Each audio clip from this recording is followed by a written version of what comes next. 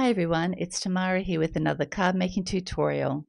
This time I'm using the moose image from the Wandering Rabbit Mega Winter Bundle. It contains 9 critter images, accessories and also sentiments. I thought this moose was so cute that he'd make a perfect image for a baby card.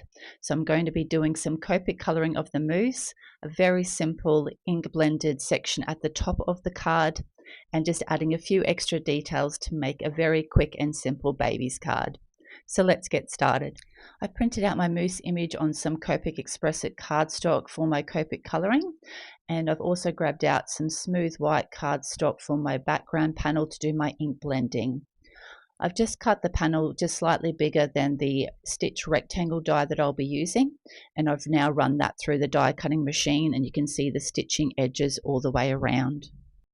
Now I want to ensure that no ink goes onto the outside of those stitch lines, so I've grabbed out my Crafter's Companion masket tape and I'm just going to cut out some sections so that I'll be able to protect those areas outside the stitching.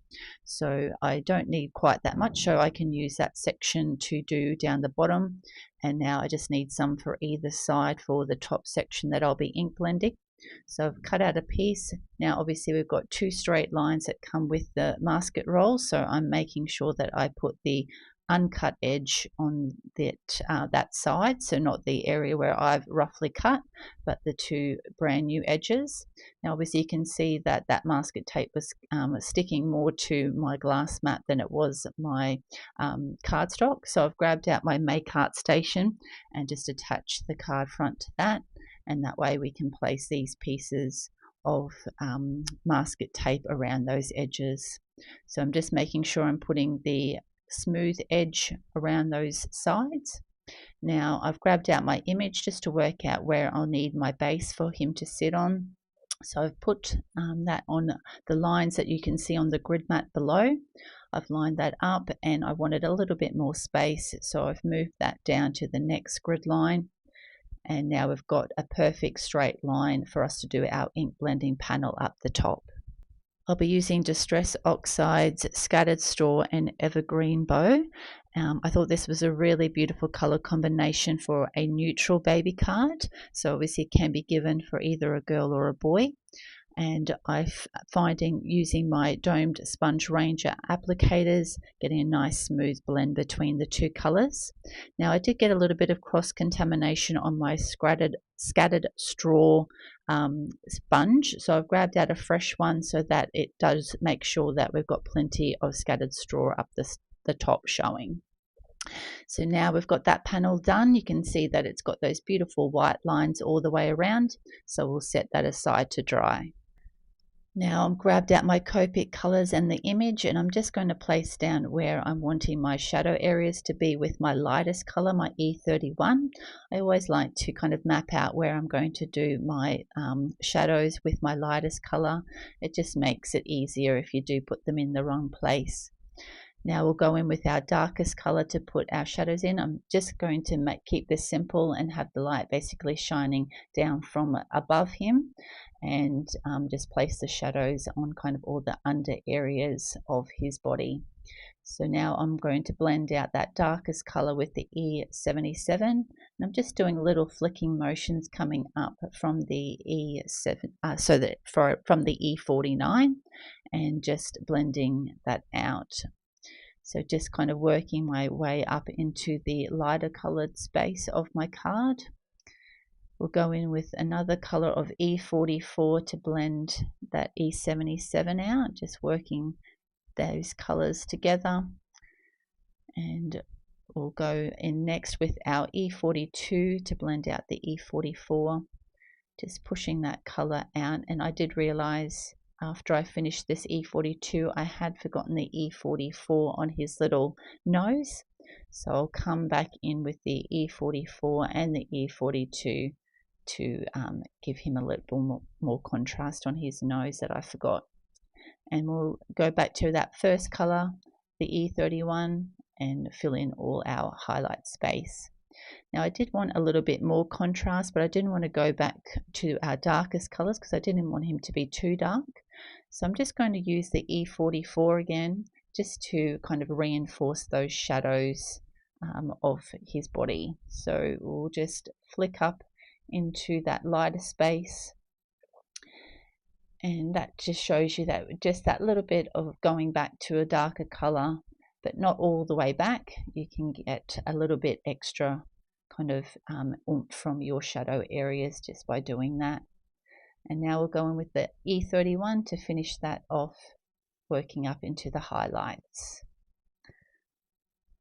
And now we'll go to his ears. Now I did like the E90s because I thought they had the brown tone of his fur, but just that added bit of pink to put that nice little soft pink color in his ears. And we'll finish off now with his antlers.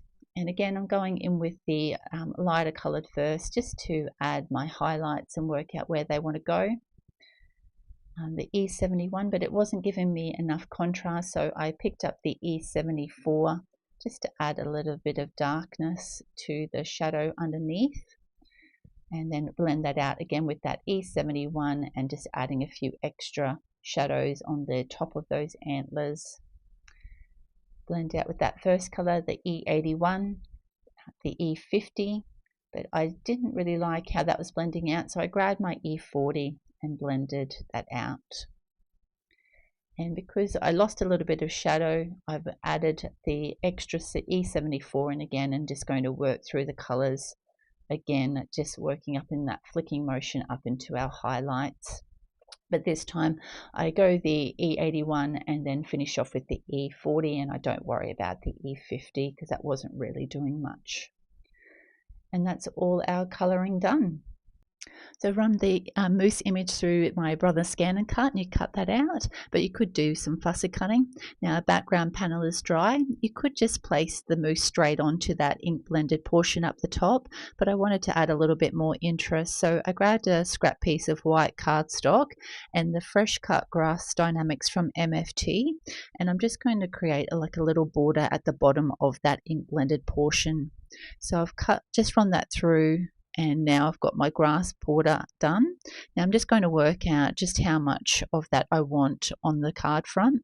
So I've grabbed out the stitching die to match in with that background panel. And now just kind of work out where those blades of grass are so that you don't kind of cut one like too small and it kind of breaks at the end. So I'm just kind of lining it up between the two. Now pop that out and you'll see now that that kind of fits perfectly in between those ink blended lines of our stitched background. Now I did want to remove that stitching at the bottom and have it a little bit smaller than what I actually had cut out when I ran it through my die cutting machine.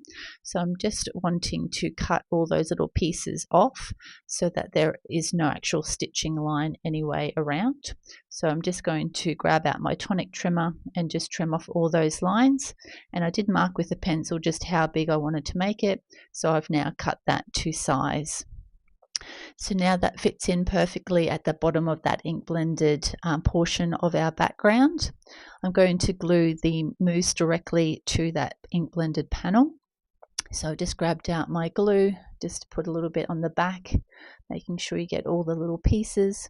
And we'll line him up in the center of that ink blended portion, making sure he's secured down. And now I did want to prop up my grass so he kind of like sits in amongst the grass. So I've grabbed out some square foam squares that I had and removed all the backing paper. Now I nearly put that straight on, but then I thought I've got to put my sentiment on. So I've grabbed out the Studio Light Hello Little One sentiments, and I've grabbed out my Misty and just placing that piece of grass. I'm just working out where I want my sentiment to go and just lining that up and putting it on the front of my Misty door. I've grabbed out my Versafine Onyx black ink and just will stamp up that sentiment stamp. Give that a gentle press down to make sure I've got a good impression. I'll do another stamp of that with the ink. And again, give it a nice press. And I always set my panel aside to dry so we don't smudge that sentiment. Now that that's dry, we'll get our piece of grass attached with the foam tape. And I'm just kind of putting the ink blending just a little bit below where those little blades of grass stick up.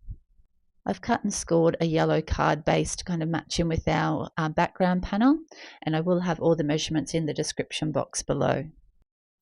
And this is the finished card for this tutorial. This little moose is so gorgeous, and I think you would be able to make multiple of these cards if you were doing something like a baby shower or wanting to make multiple cards for a number of friends. The actual Mega Winter Bundle from Wandering Rabbit is such great value with all of those images plus accessories and sentiments. You could use them on other projects that you have as well. I hope you've enjoyed this card making tutorial. If you have, please hit the like button, and if you'd like to see any future videos, make sure to hit the subscribe button. Thanks so much for watching. Have a great day. Bye.